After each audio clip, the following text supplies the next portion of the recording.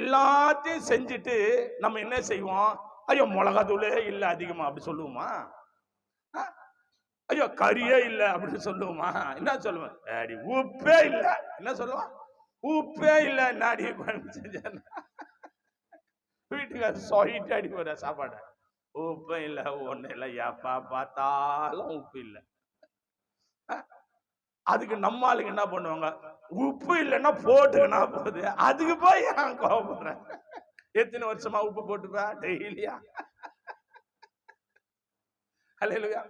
கல்யாணம் ஆன நாள்ல இருந்து உப்பு போடுவது தெரியாது. உப்பு இல்ல, உப்பு இல்ல, உப்பு இல்ல, தேவபுள்ளியில. ஆனா உப்பு நல்லதுதான். ஆனா கொஞ்சம் கூட போயிட்டா கூட பிரச்சனை.